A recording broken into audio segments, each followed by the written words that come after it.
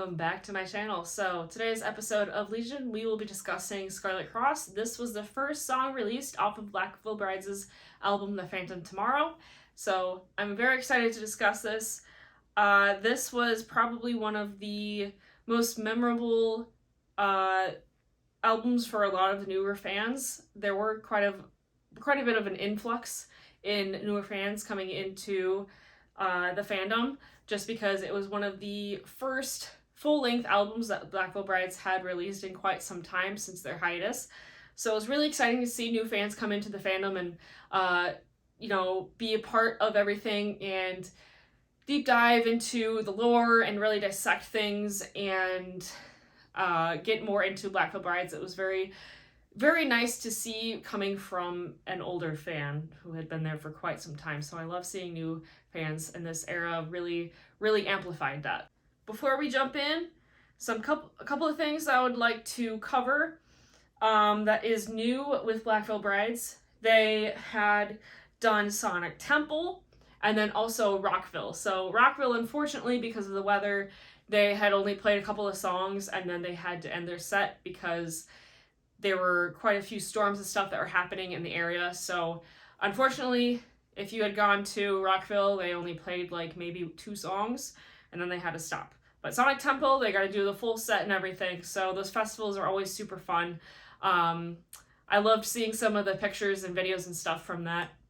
And then Jessie Lee had done an interview with Andy during those festivals. So you can check that out. I will have that linked in the description below. Also, fall tour for the second leg of Vindicate tour was just released recently. There's 16 stops, so it'll start August 27th. It'll go exactly 1 month to September 27th. So if you're going to any of those shows, let me know. I will be going to the Des Moines show here in Iowa. There will be a few people that I know that will be going to that one. It is at the Valor Ballroom. I first went there when they were doing Trinity of Terror, the first leg. It's a very cool venue. So I am excited to go back to that venue again and be in Des Moines. Black Veil Brides will be doing some European shows as well coming up. So if you haven't gotten tickets, if they're still available, make sure you grab them. And I hope everybody has so much fun on these tours. Their spring tour is wrapping up here very shortly. I will be at the Madison show here coming up this weekend.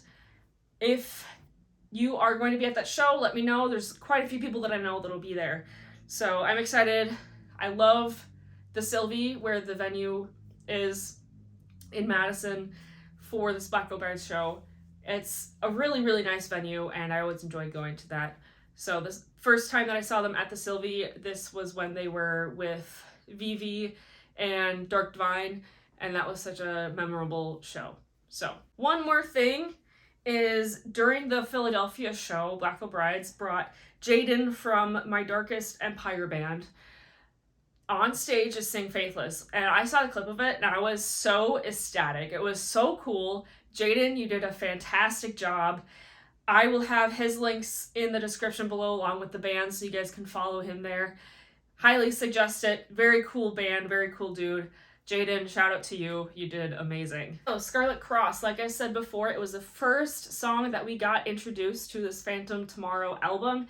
And it was meant to be kind of filmed in like a old school comic style video. And there was kind of like an introduction to the world building of this album. So they had worked with Patrick Fogarty to do the directing and stuff. Andy did a little bit of directing with that as well and was involved, and they worked kind of together on this, and I really liked the video when it came out. I liked the introduction music on it, and then at the end we had got a little bit of like to be continued thing. So there's a lot of flames. The outfits were amazing. Andy had shown him the drawings that he did for the outfits for this music video, and he always has like a notebook of stuff, of lyrics and the world building that he wants to do, outfits and ideas, and I think that's so cool. And he had shown that off with the behind the scenes video for Scarlet Cross. I will also have that linked in the description below. but you get to see Jinx's, Jake's, Cece's, Lonnie's, and his outfits. I thought it was really cool, just a little bit of red, and then they had, of course, that Scarlet Cross, which we will discuss what that means in just a little bit here. But first thing that I saw when they had dropped the music video and were kind of teasing it, people were freaking out over Andy dyeing his hair like platinum blonde. It's not something we hadn't seen from him for quite a while, and I liked the look. Andy is naturally a blonde, is more of like a dirty blonde, but we always see him with black hair. But to see him go from that to blonde hair, people were freaking out about it, but you know, it's just hair.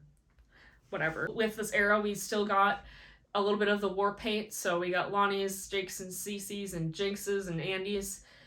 This time it was in red, so I really liked that touch, and it definitely helped bring in the red from the other touches of red in the outfits with everything else. So I do remember when they did the in-between tour for this album, and they were in this moment, I had done Lonnie's cross in red, and I had done kind of a makeup look for that. I even got the logo shaved into the side of my head for that. Shout out to my dad for doing that.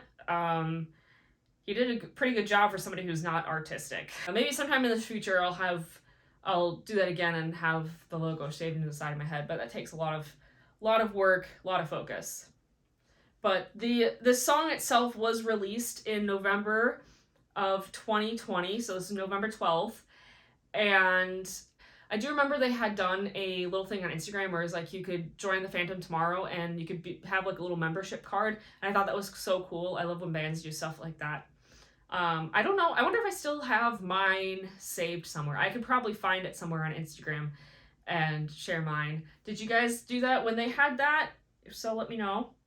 I know a couple of my friends had that, and I thought it was really cool that they did that. But anyway, the album itself for Phantom Tomorrow, we'll go into that kind of later on, but the album wasn't released until October 29th of 2021.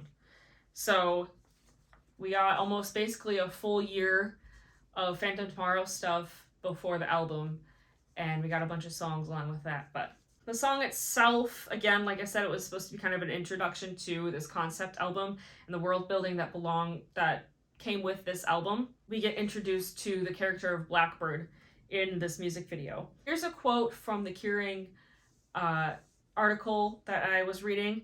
This is from Andy. He said, "There are themes and ideas and moments that are hugely different from one moment to the next, but the goal at the end of the day is to write a heavy rock record and build out everything from there, as opposed to writing a pop record and putting riffs over it." So with this album, we got a little bit more heavier rock with Black Veil Brides. Jinx's violin touches on this album were great. And then, of course, Jake brought in some kind of electronic-y sound to it as well, and I really enjoyed how the whole album came together. Scarlet Cross itself stands out to me as probably in my top 3 favorite songs off of this album.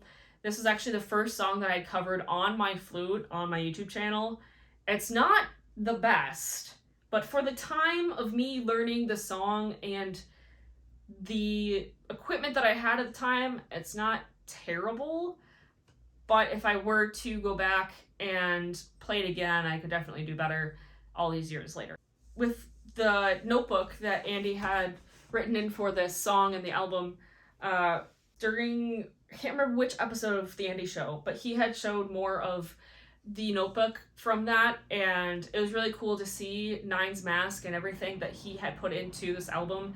I love that Black Veil Brides does this and Andy does this, and they put in so much work into these albums, and it really shows, and that's why they stand out from a lot of other bands that we see on the scene. There's always a theme to it, whether it's an emotion or some kind of concept or world building that they do. I think it's really great that bands like Black Veil Brides will do so much artistic things when it comes to their music and everything, and I think that's what makes it so authentic and so unique. With this whole album run, we were promised a comic book type series. The company that they worked for was not the best. Unfortunately, we didn't get very many. I think we maybe got 2 comic books out of it, and then you know, everything fell through, unfortunately. But those comic books did play a role into this whole album and the world building and everything. I didn't get any of them because at the time I was in college, so I kind of had to limit what I was spending my money on. If you got those comic books, the 2 copies that they had, let me know. I know there's a pin. I have the pin as well. And there's a bunch of other cool merch that we got besides that. There was some t-shirts. I'm wearing one of them here. We got a rosary. There were earrings. We got necklaces. All kinds of cool stuff.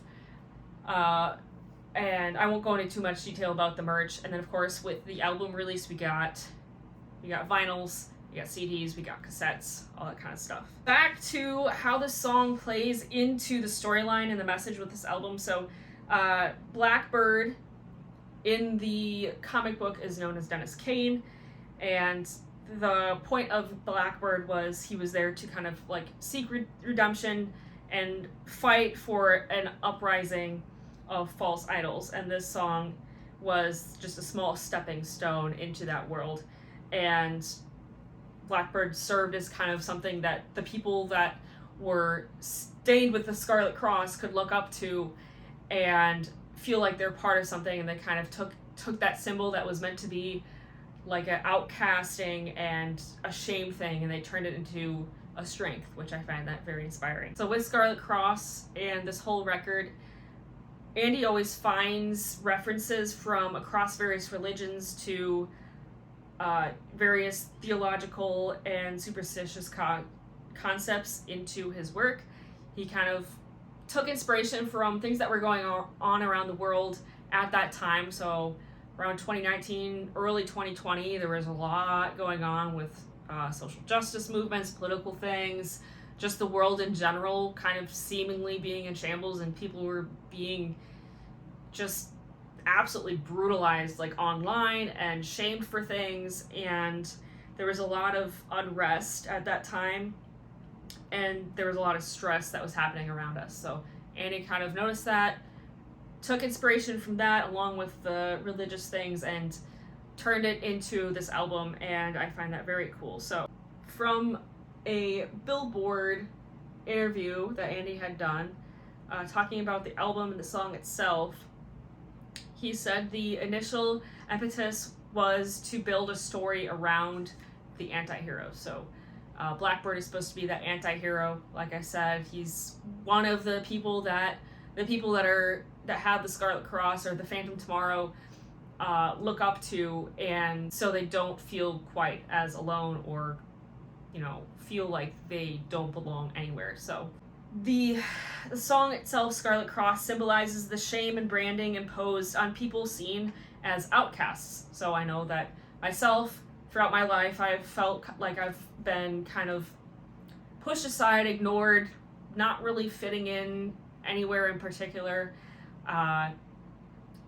This song and the album can be relatable to myself, and I know plenty of other BVB fans that this can be relatable to. But society often judges those who don't fit in, and this song shows that those branded as an outsider or other we don't have to shrink down, and that we can embrace who we are authentically, regardless of what society thinks or what other people are saying and what's popular. And we can see this with the whole album theme, The Phantom Tomorrow, and the introduction we get with Scarlet Cross.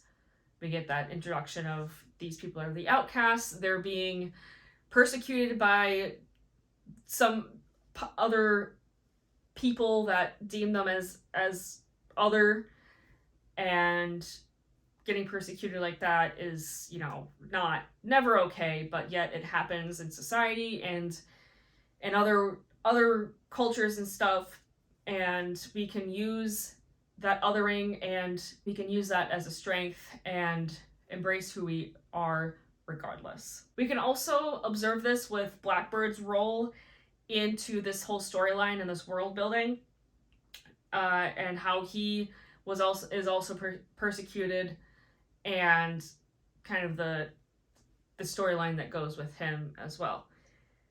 But again, this song was a great introduction and set up into the story and the realm of this album and the overarching themes. So I know it's kind of a shorter episode.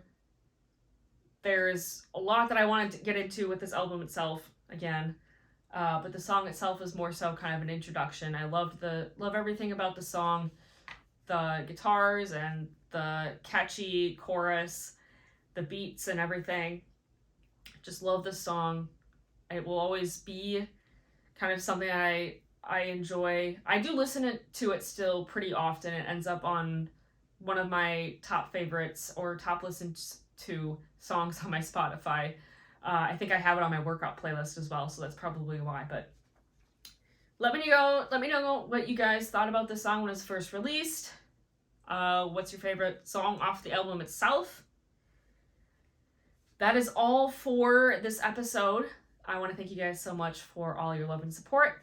If you're going to be at the Madison show, let me know. Make sure you're following me on all my social medias. They will be linked in the description below. I am still taking commissions up until about August for custom boots, custom vests, custom jackets. I do tattoo designs, merch designs, portraits, all that kind of stuff. So if you're interested, reach out to me. I also have an Etsy, which has some of that stuff listed. I'm also doing custom bustiers.